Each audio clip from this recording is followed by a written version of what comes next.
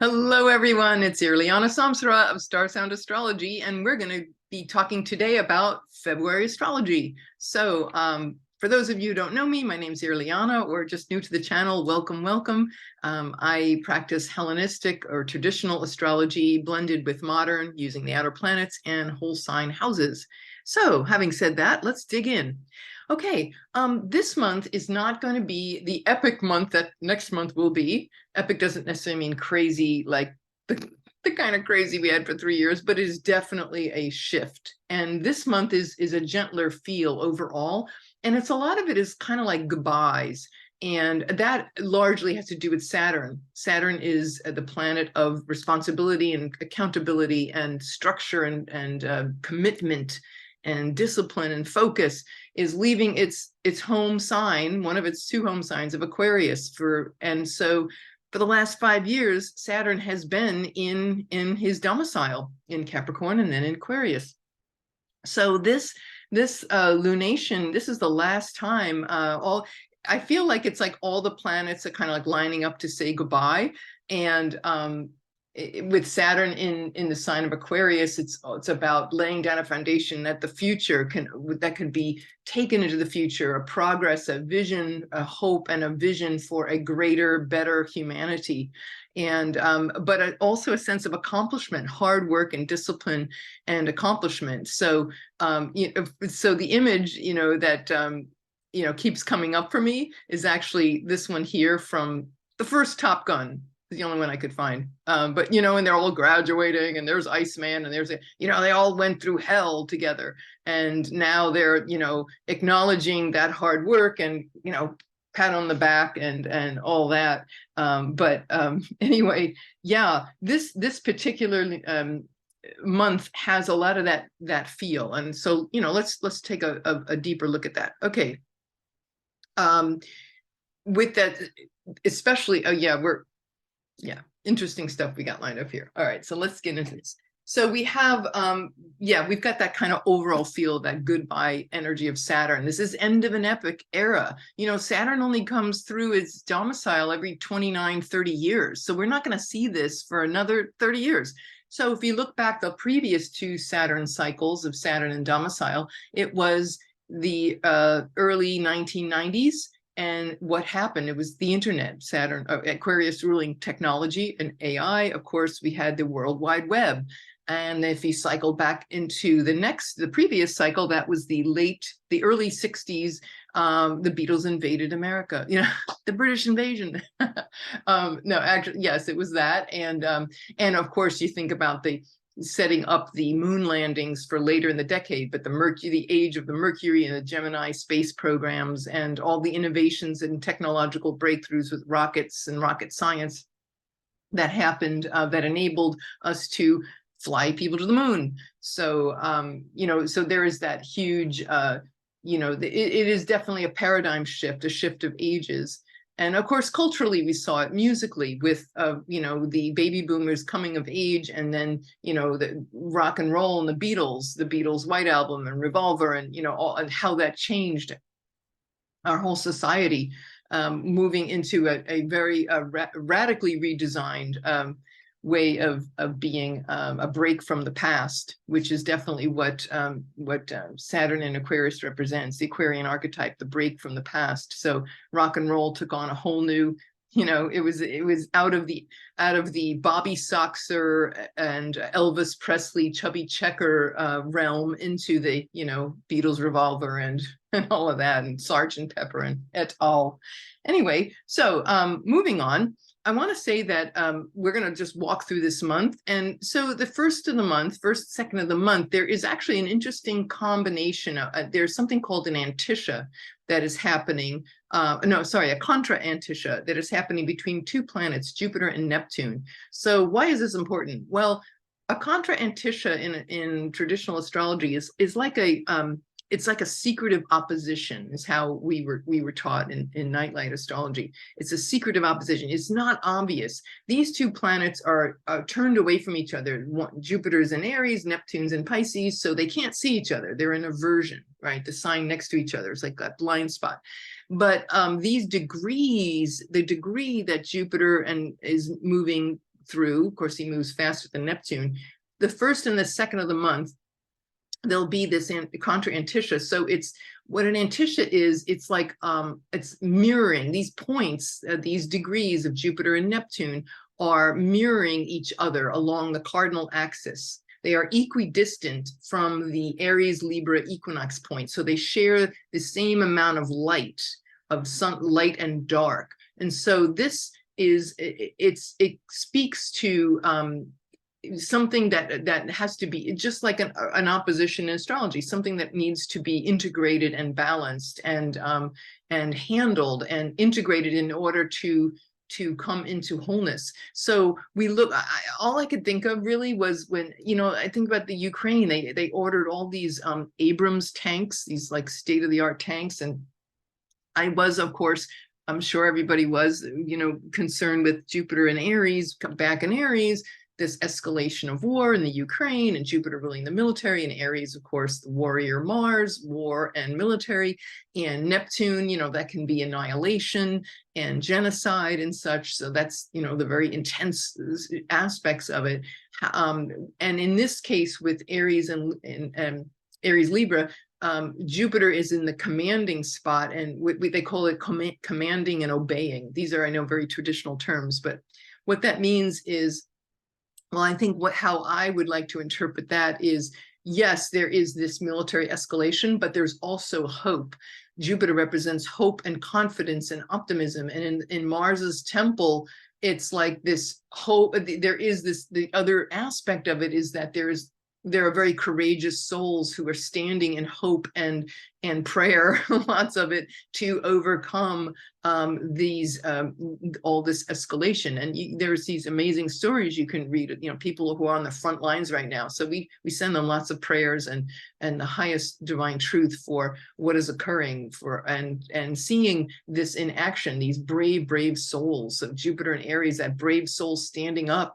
Like you think of Tank Man, the famous man that was in China when they, back in the late 80s, Tank Man was in Tiananmen Square, and it was a famous Pulitzer Prize winning photo of the man standing in front of this tank. And so it's kind of like that kind of thing where some people are standing up and saying, no, we're not going to allow this, you know, to be plowed over. And we can use our courage and faith, right? Jupiter and Aries, our courage, our faith, our boldness to come into the words that are coming here is radical forgiveness. You know, the only way we can ever make progress is we can't make the other people wrong, even though we get very upset and it's horrible what is going on there, of course. And we have to maintain that sweet, peaceful place of compassion and forgiveness. And that's what Neptune in Pisces has been giving us, the potential for that over these years that it has been there. In terms of being a creative and a writer, I would think that this dynamic tension between Jupiter and Neptune could create some really, it's about like art into action, if you were to like bottom line it, art into action, creative art, get your art and your writing, poetry, music, whatever inspires you, you know, acts of compassion, you know, like moving that into action and balancing it out, and knowing too when something is like, you know, pie in the sky versus something that a dream that can be realized and can be moved forward and implemented.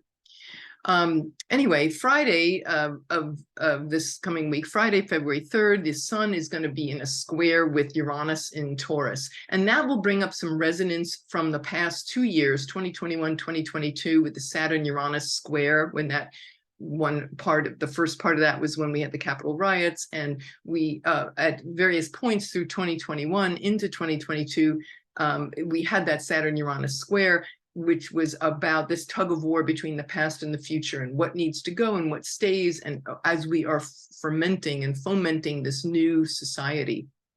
Birth pangs, right? So that sun squaring Uranus might in Taurus on that day might bring up some of those same issues. February 4th, Venus in Pisces is going to square Mars in Gemini. So Venus is an overcoming square. So I would say maybe, you know, let love and compassion and music soothe what could be wars of words, and bold, overstepping oneself and impulsiveness, and let softness and grace kind of like wash over that, like take action that will allow that to happen, inspiring us, maybe using creative inspiration to and using maybe art and such, and our desire for sweet connection to override and to speak up with that overlay of compassion, over compassion with courage, that dynamic tension to make that happen. Sunday, February 5th, we have, of course, I'm giving you these times. This is Eastern time. You want to adjust it accordingly for your time zone, but 1:28 Eastern time PM on Sunday, February 5th is our full moon in Leo. This is going to be 16 degrees of Leo. So, of course, Leo is all about the drama. And so the quest for the individuated self coming into fruition would be a theme for when we have our full moon in Leo. This particular one is there's going to be some resonance with the November 8th lunar eclipse, because the lunar eclipse happened at 16 Scorpio, sorry, 16 Taurus. Sun was in 16 Scorpio, the moon was at 16 Taurus. So this is the midpoint of that eclipse cycle. So you could be feeling the issues that came up about support, finances, money, resources, the ability to let go and let the divine, right? What do they say? Let go and let God, let the divine work through us, letting go of fear of moving into the unknown and being comfortable with the unknown. These are going to be themes that may come up for you very dramatically and intensely of, you know, something's got to give, right? These are all fixed signs. So this kind of pressure cooker of needing to change, and this is obviously a very great an opportunity for that breakthrough to occur. So we always have these little windows of opportunities that the universe wants us to have. They're baked in, right? This is like universe wants us to win, you know. Of course, I kind of forgot that more. It was very difficult to keep presencing that last year. It was a very tough year for me, I will say. For those of you who know me personally, oh my goodness, I went through hell. I had tough eclipses hitting major points in my chart, and it was not easy. But it's really, you know, in those moments and long weeks at a time, you know, when I lost my cats, it was just a huge amount of grief and loss. And so, but again, you know, to keep riding on faith and going, okay, there's a reason, a bigger reason why all this is happening. And so if you do feel that at the full moon, obviously it's a very emotionally charged full moon. Full moons in Leo always are by design, but this one especially more so with that eclipse midpoint, you know, that eclipse of November 8th getting activated. So whatever happened, whatever maybe breakdowns happened around that eclipse point, you might find resolution and the light at the end of the tunnel. Okay, so Saturday, February 11th, we have Mercury finally moving into the sign of Aquarius. This is kind of important because usually Mercury takes about 3 weeks to go through a sign, but he was retrograde at the end, right after Christmas.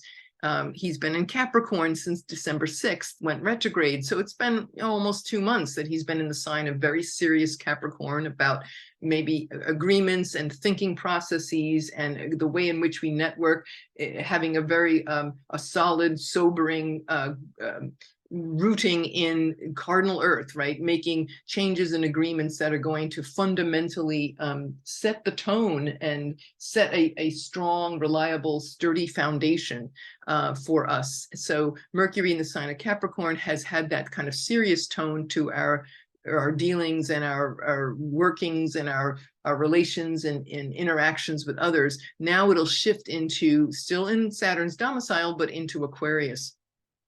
And so that'll give more of a fresher, more progressive perspective and in analysis too, more thinking mind and thinking about freedom, breakthroughs, innovation, paradigm shifting, you know, solutions. So we'll be able to navigate that more easily once it gets into Capricorn on Saturday the 11th. Wednesday, the 15th, Venus comes into a conjunction with Neptune. Now I have to chuckle because we got Valentine's Day the day before. So I just want to say, like, for all of you on Bumble and I don't know, Hinge and all those dating apps that are looking for Ms. Right or Mr. Right or person right, you know, whatever, you know, Venus and Pisces conjunct Neptune, we could really be like, oh, I fell in love with this person, and we can make it work. And it's like, okay, you know, this person you know, doesn't speak English, and you know, and has no money and lives in the woods, and but I love this person and I'll make it work. We can love conquers all. And it's like, and love is pure and love is good and love is everywhere, right? But at the same, it's kind of a wonky, I think it's like a wonky Valentine's Day, because as that's happening, the sun's coming into a conjunction with Saturn. So there's this, on the one aspect, one corner of the picture is this kind of like love conquers all, and it can be very deceptive, that being deceived or things not appearing as they are, or wanting to be pie in the sky with who we love and our intimate connections. And the other side, Saturn's in this other corner, lining up with the sun is lining up with Saturn, and it's like, get real, you know, like that Santana song. When I was putting my notes together, I thought about that. I love that Santana song, you know, give me your heart, make it real, or else forget about it. Okay, you didn't come here for me doing air guitar. I know. I will not quit my day job.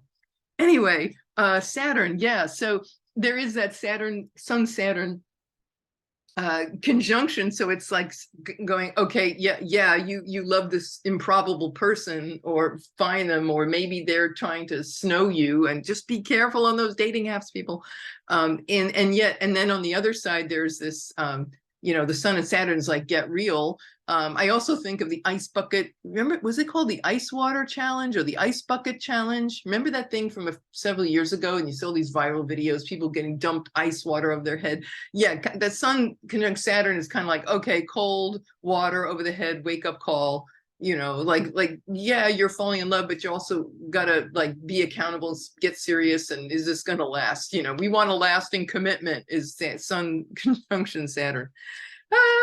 As that is happening, the next day, the moon is saying goodbye to Saturn, just like you saw Tom Cruise in that picture of everybody. You know, they're all like they're all lining up to say goodbye to each other, and you know, at graduation.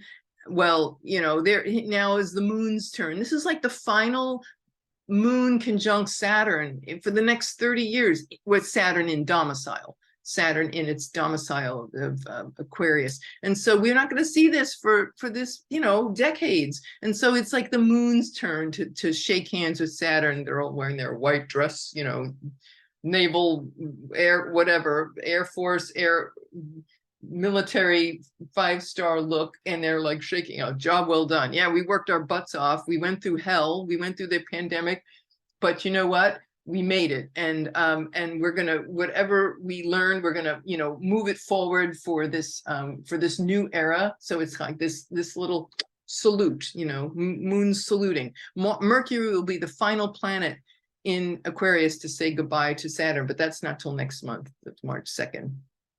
But each one of them, like the sun and then the moon and the Mercury, they're all like, oh, what? I'm thinking of these endings. What was the one at the end of The Wizard of Oz? It's like, goodbye, Scarecrow. I'll never forget you. Oh, I'm gonna cry.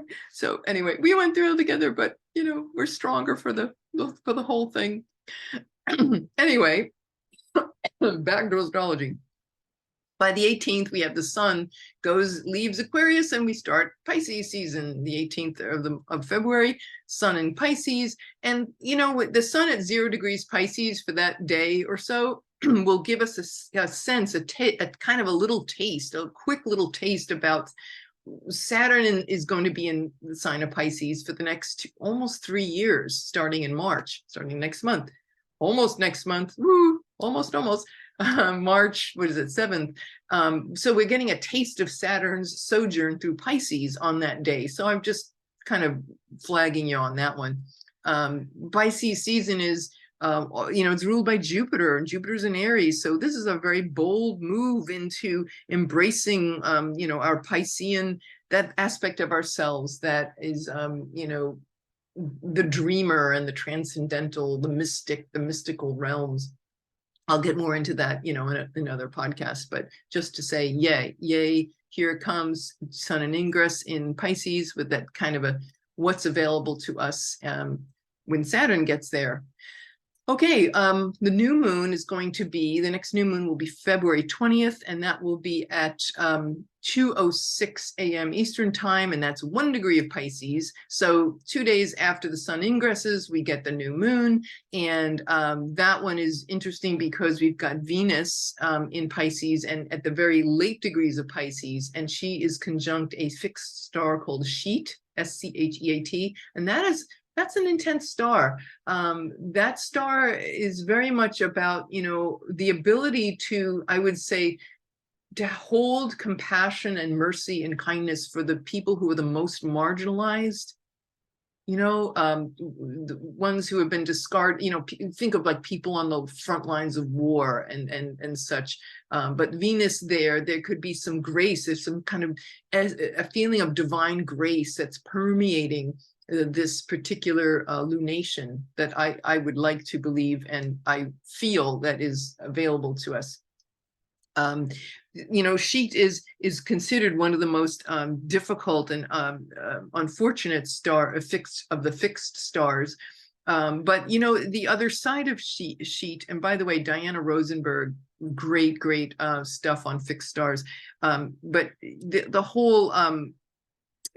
whole thing about Sheet is that there can be the ability to witness and to bear witness to people suffering and to hold compassion, but especially with Venus there, I think it's definitely heightened, that ability to do so.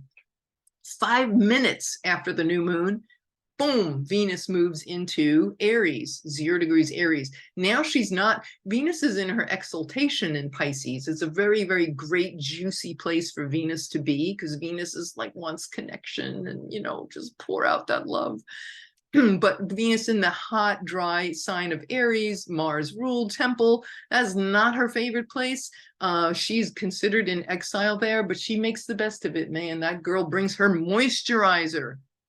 Bring your moisturizer when you find yourself in the desert. Damn it, that's what you got to do. Bring more, just bring more, okay? You can handle this. You're just going to be that warm, loving goddess in a warm climate, in a hot, dry climate. But anyway, yeah, out of exaltation into exile. So it's a little bit rougher. She's just got to navigate a little differently, maybe a little stronger, a little bolder, speaking up a little stronger. To have that happen. The end of the month, the final thing is the end of February. We got February 22nd. Mercury is in Aquarius, squaring Uranus. So the Mercury square Uranus, there's our thinking, there's some opportunities here, and it's also at the eclipse midpoint. So there's another little mini triggering for a day or so of the eclipse themes of November 8th. So there's these perhaps sudden jolts of inspiration, shifting. It could be some money shifts, breakdowns, breakthroughs around money, innovative thinking, paradigm shifting around these matters of support, finances, our agreements, our soul agreements, who we owe, what we owe money to, or who owes money to us, or how we support ourselves, how we support others, how others support us. Our friends, I would say too, with friendship, friends and children, friends, networks, our support axis. I'm also thinking too of there could be some breakthroughs, when Samuel Bankman, you'll probably hear more about him, the one that was in the crypto scandal, because that all blew up. I knew that crypto would blow up in that November 8th eclipse. I was like, oh my God, here it comes. A major turning point. And Samuel Bankman, we'll probably hear more news about him because that again was at that eclipse happening there. Then Mercury, we finished the month with Mercury trining Mars.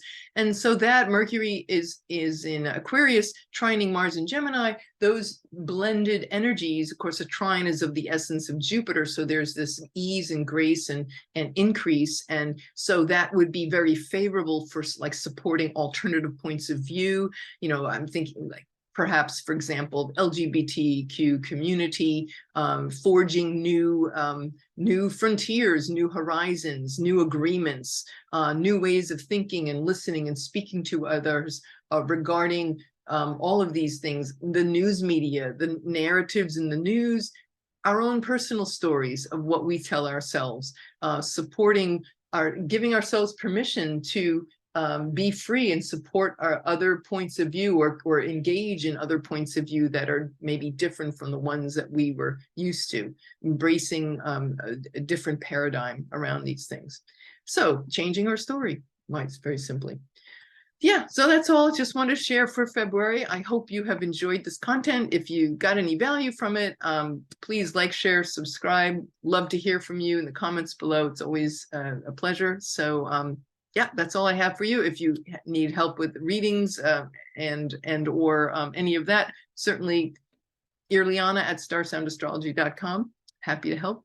And yeah, that's all for now. Okay, take care and have a very blessed month of February. This is Irlianna Samsara, StarSound Speaks, StarSoundAstrology.com. See you all next time. Bye.